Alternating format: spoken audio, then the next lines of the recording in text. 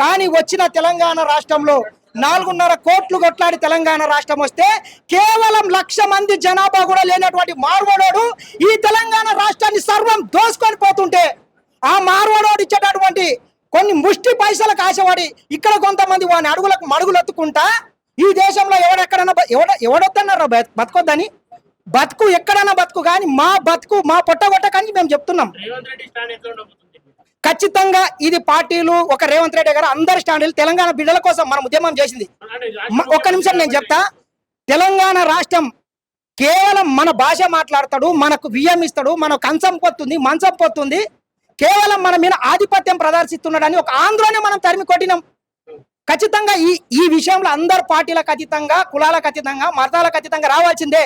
ఈ రోజు గ్రామాలలో వాడు ఏమంటాడు, తెలంగాణ వాళ్ళు తాగుబోతులంట, తెలంగాణ వాళ్ళు పొద్దుగాలు లేవరంట. నేను చూపిస్తా రారా, ఏ మార్వాడోడు వస్తాడో మా కోమటన్న గ్రామంలో షాపు ఎవరికి ఏ ఆపద వచ్చినా అర్ధరాత్రి వాడిని ఇల్లు కొట్టు తీస్తాడు. నువ్వు మార్వాడోని షాప్ దగ్గర వైపా ఏడగొడదాము. ఎవడన్నా ఎమర్జెన్సీ ఉంది సహకారి, నాకు 10 రూపాయలు నా కొడుకు హాస్పిటల్లో ఉంటే రాత్రి 12 గంటలకు ఇచ్చిన చరిత్ర ఉంది. మార్వాడోడు పిల్లికి పిచ్చమేస్తాడా అన్న?